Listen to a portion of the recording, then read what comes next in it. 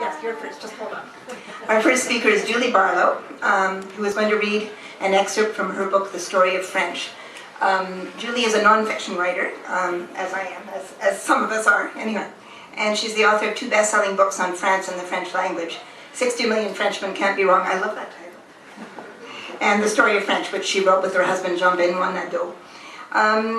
And her writing has appeared in magazines and newspapers across Canada, the US, Europe, the New York Times, the Christian Science Monitor, and she's been nominated for 4 National Magazine Awards. I didn't know that.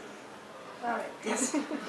And she won, in 2007, she won the Quebec Mavis Gallant Prize for Nonfiction. So she's recently back from, it's not that recent. No. Yeah, when, a year ago? Well, look at my whole life. Okay. She's recently returned from Phoenix, Arizona, where she spent 6 months researching the Spanish language and Hispanic culture in the U.S. And now she's working on 2 new books on languages, one on Spanish and one on Arabic. But today she's going to read from her book on French, so let's go. Sorry about the bio, Kathy, it was a little old, I guess. It's an honor to be the first reader at our first PWAC reading. I've been a PWAC member since 1994, I think. I started out as a young writer, and I've got to tell everybody that it's a fabulous organization, and people really stick together and they really stay behind you. I'm going to read just a short passage out of, and by the way, this is the first time anyone's asked me to actually read my own writing. There you go. It's not a thing non-fiction writers are asked to do very much. It's curious. Anyway, I'm going to read a short passage, and then, since it's quite short, I'm going to speak a little bit about the context of it and explain a little bit about why I read this passage. So, and I'm warning you, this is not poetry. This is just non-fiction. The chapter I'm reading is called Choosing French.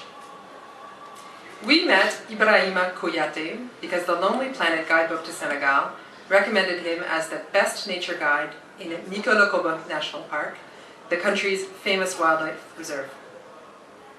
While he was indeed an excellent guide, his story also gave us a first-hand illustration of the power of French in poor African countries.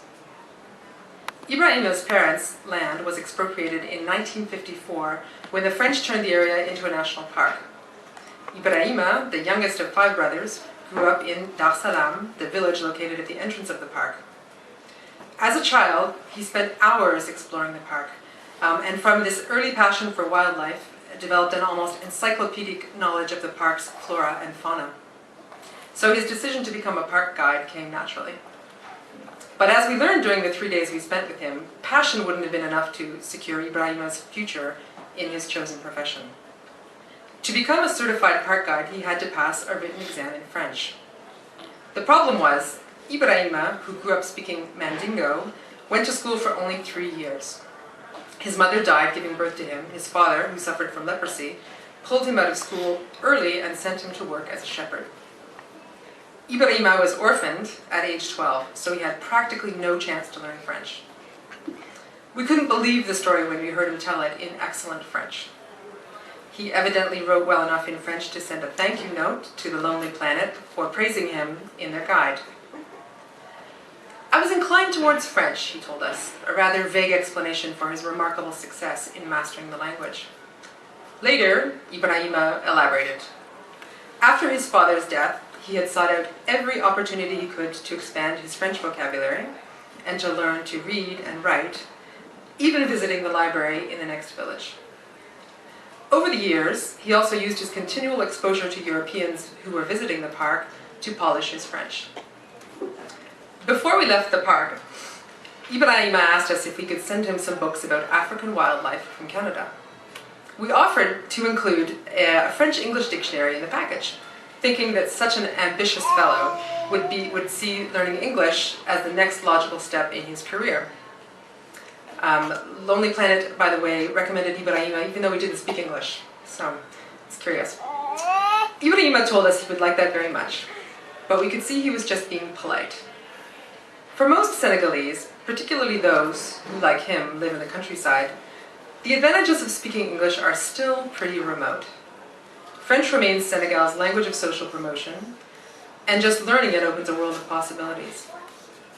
Before learning English, Ibrahima wanted to get his driver's license so he could pick up tourists in Dakar and tour them through the park without hiring a driver. that alone would multiply his business and profits by 10. Like the majority of Senegalese, Ibrahima had not even been born at the time of independence from France in 1916. Yet, like him, millions of young Africans born after independence want to learn French. That's because, in most former French and Belgian colonies, French progressed more after decolonization than it had during the colonial period. The only exceptions were Syria and Indochina. So that just gives you a little taste of the question bringing up in this chapter. The story of French was inspired by the story of English, which some of you might have heard of. A long history of the English book. It was a BBC series about 20 years ago. My husband and who's the co-author, we decided to write the story of French together because we felt that, first of all, it had never been done, and second of all, there was a big story to tell about French, which was to what extent French is an international language. We, by the way, we've been living in France for 3 years before we started to write the book. So we had been in the middle of the francophonie and following what was going on in relations between France and the rest of the world.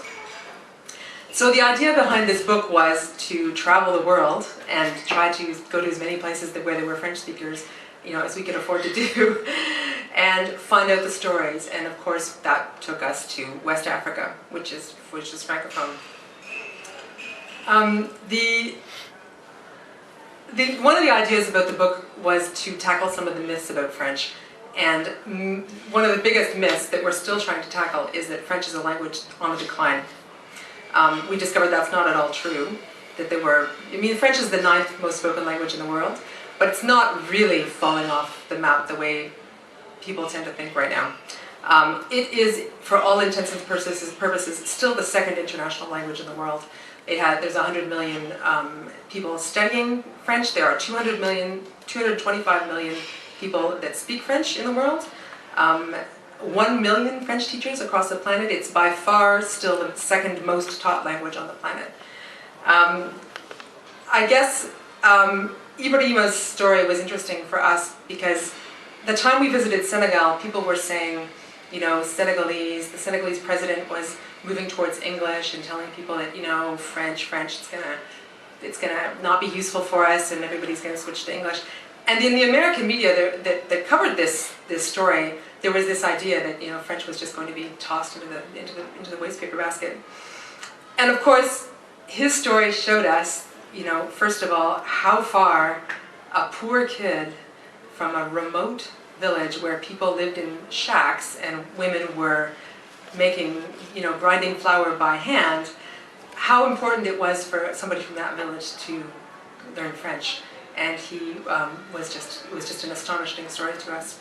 And of course, the bit about the driver's license, he had other stuff to do before learning English. There was plenty he could do to improve his position in life.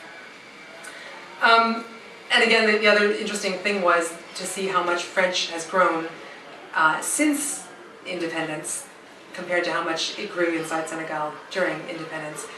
And the reason for that is that French, despite how it's come 2nd to English, and there's no doubt about it, still is an important international language. There's still a lot of important international organizations that use French. It's still a language you can speak anywhere in the world. And that's not the case of some languages that are more spoken, like Mandarin and even Spanish. So that was the story of Ibrahima. And right now we're doing the same thing in Spanish, except that we have kids now and we can't travel as much. So anyway, we're looking for alternatives to that. But the story of Spanish is a different story. It's a language that everyone believes is growing, and it is growing, but not in the same ways as French. And I don't know, in 3 years I'll be back and I'll maybe read you something from Story of Spanish. Thanks.